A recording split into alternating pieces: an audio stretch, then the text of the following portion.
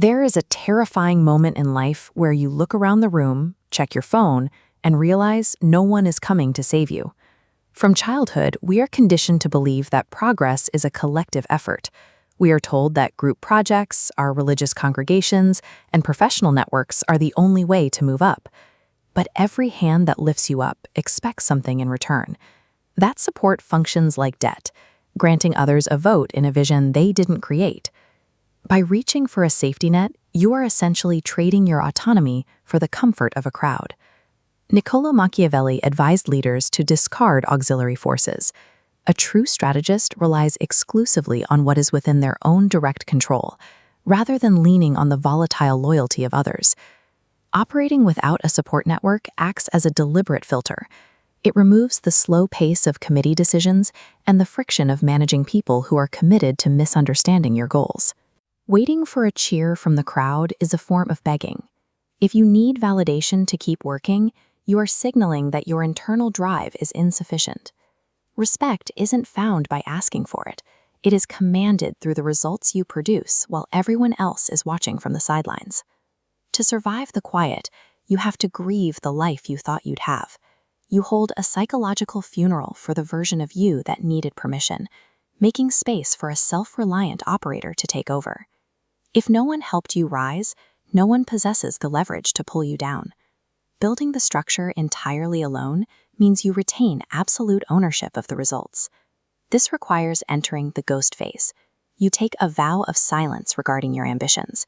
You stop posting updates, stop explaining plans to your partner, and stop seeking feedback from friends.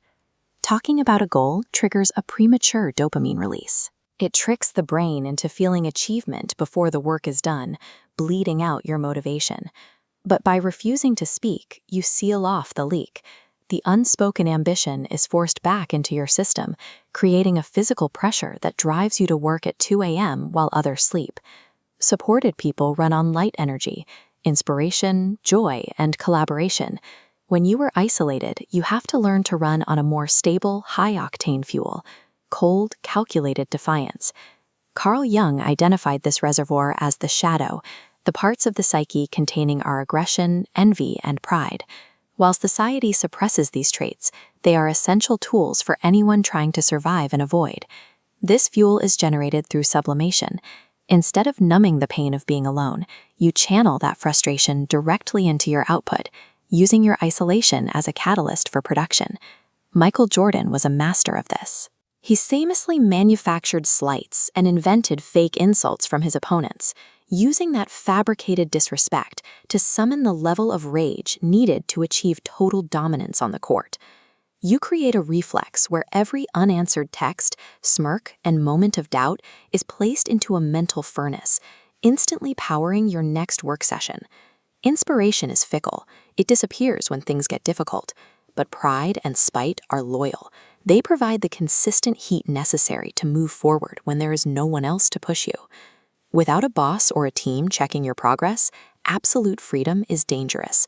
Without an external structure, most people treat their time like a vacation and eventually stall out. To prevent this, you have to become a ruthless dictator to yourself, enforcing a daily set of non-negotiable laws. You win the initial battle against the alarm clock. You isolate for 4-hour blocks of deep work.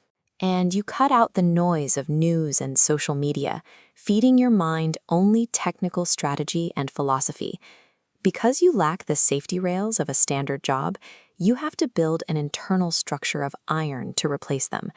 This is why traditional networking is a trap for the beginner. Entering a room of powerful people when you have nothing to offer makes you a beggar. Powerful people recognize that desperation and they avoid it. You use your solitude to obsess over your craft. You study finance, psychology, and marketing until you have built a skill set that is statistically rare. Steve Martin's philosophy is the only one that matters. Be so good, they can't ignore you.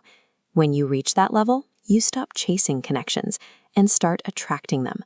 Eventually, you will start to win. The results will become visible, and the very people who were too busy to help will suddenly return, claiming they always knew you'd succeed. This is the final test. You will want to let them back in for validation.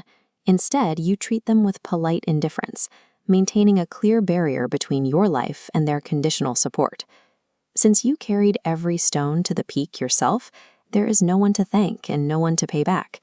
The victory is pure because it belongs entirely to the person who didn't wait for permission to build it.